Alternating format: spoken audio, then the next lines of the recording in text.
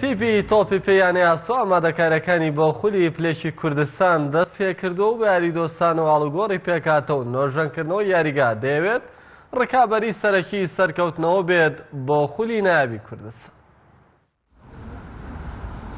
یاریەکانی خولی یانەپلەیەکانی کوردستان بۆ تۆپی پێ کەمتر لە مانگێکی ماوە دەست پێ بکات.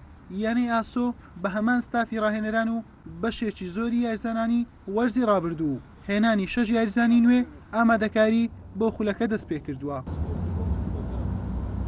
یاریزانەکان لەو پەڕی حەماسەت و لەو پەڕی بەهێزی مەشقەکانیان ئەنجام دەدەن و ئامادەبوونیان بە شتێکی زۆر باش ئەنجام دەدەن و بوویتە هۆی ئەوەی کە منافسێکی ئەو تۆ لە ناو فەریقی دروست بیتن کە نەتوانانی چێ یاریزان بزان سەرەکی و چێ یاریزان یەدەگا ئەوە خۆی لە خۆیدا جێگای دڵخۆشیە کە یاریزانەکان بەو ڕوحیەتێت مەشقەکانیان ئەنجام دەدەن و جێڕایەلیشن زۆر یاریزانەکان بەڕاستی زۆر سپاسیان دەکەم و ئێمە پێشبینی دەکەم تیپەکەمان ئەم ساڵە بە تیپێکی بەهێز دەتوانانی بەژاری خولی پلەیەکی کوردستان بکاتن و بۆ ئەوەی ببێتە ڕکابەرێکی بەهێز بۆ بڕینی پلێتێک بۆ خولی نایابی کوردستان ئینشاءڵڵا.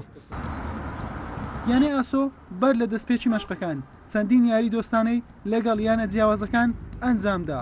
دوای ڕێخستنەوەی تیپەکەش دەستی بە مەشقەکان کرد. ڕکابەرێکی بەهێزیش لە نێوان یاریزانان هەیە بۆ ڕازیکردنی دڵی ڕاهێنەر و بوونیان لە پێکاتەی سەرەکی. بەڕاستی ئەمە وەکو یاریزان وەکو دەستی ڕاهێنەران یانەی ئاسۆ هەوڵێکی زۆرمان داوە بۆ نایب سەر بکەوین. ئینشاڵڵا بە هەوڵی یاریزانەکان و بە هەوڵی خۆی گەورە لە پشمان بێ بە هەر جۆرێک بێ ئینشاڵڵا سەر دەکەوین بۆ نایابی کوردستان.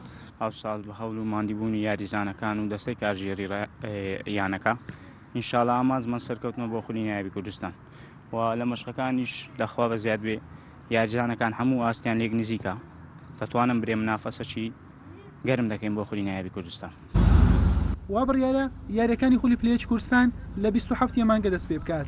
ئاسۆ لە یەکەم یاری میوانداری ئاشتی دەکات بەڵام لە یاریگای خۆی نابێت چونکە یاریگاکەی نۆژەن دەکاتەوە.